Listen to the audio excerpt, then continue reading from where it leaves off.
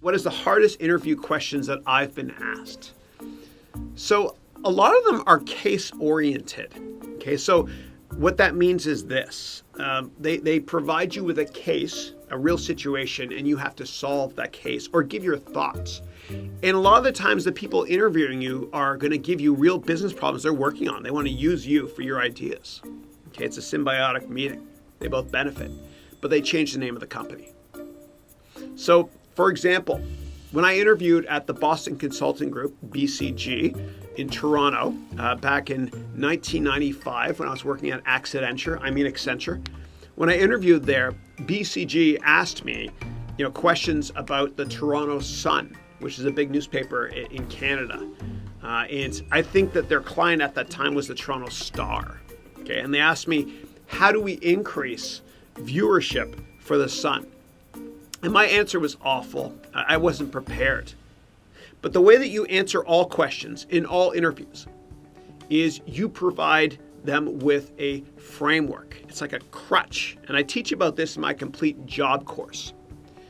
And so what you do is this. You have a framework in your mind. It might be the SWOT analysis framework, SWOT, which is strengths, weaknesses, opportunities, and threats.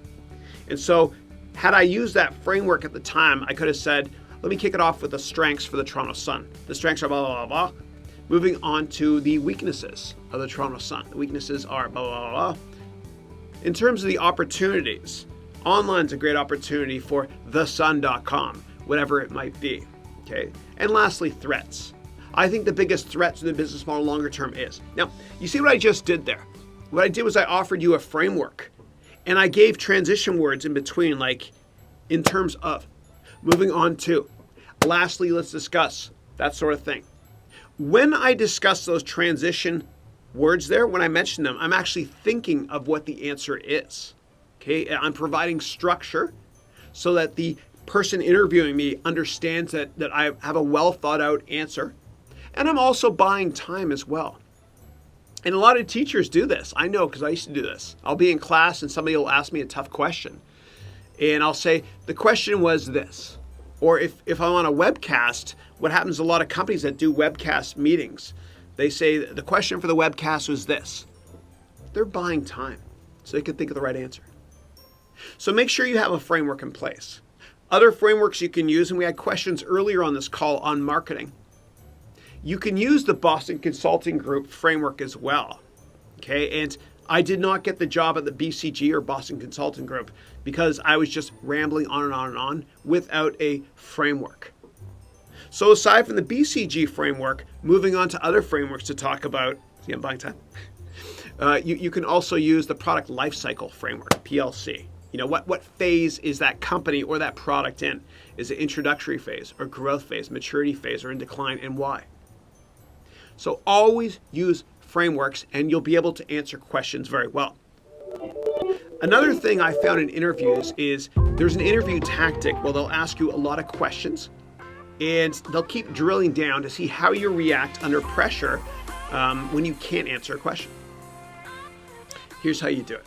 For example, at Goldman Sachs, back in 1998 in July, when I interviewed there, and I was nervous, but I prepared a lot. One of the questions was this. What markets, Chris, do you follow? And I mentioned a bunch of markets. Okay. Then they say, well, what markets in Europe? And I said, well, the DAX, which is the German index, the CAC 40, French. I know my accent's not great. The FTSE in England, that sort of thing. And they said, okay, well, name a company on the DAX that you follow. And I said, Daimler Chrysler. And then they said, okay, who's the CEO of Daimler Chrysler? And I said, well, it's Jürgen Schrempf. And they said, well, who's the CFO? And I said, I don't know, but I'll get back to you. Okay, so you don't BS, right? You write it down. And then later on that day, right after your interview is done, immediately send an email saying, thank you very much for your time. I enjoyed our conversation. In terms of your question on who the CFO was of Daimler Chrysler, it is this person. Thanks again, Chris. You send that email out right away when you're done. I'll tell you why. So after somebody interviews you, they have to fill out a form internally. It's either online or they do it on paper. But they don't do it right away because you're not as important, or I'm not as important to them as their daily job. So before they finish for the day, before they go home, they fill in the survey. Now, if they got that email from me answering the question and saying thank you in the subject line, that will bias them to be more positive on that survey. It shows that I'm polite, I follow up, I'm responsive, and I'm proactive at the same time. So those are just a couple of ideas and frameworks to use when you're in an interview. If you want to talk about them in more detail, I'm happy to do so, or you can take my course called the Complete Job Course. Thanks.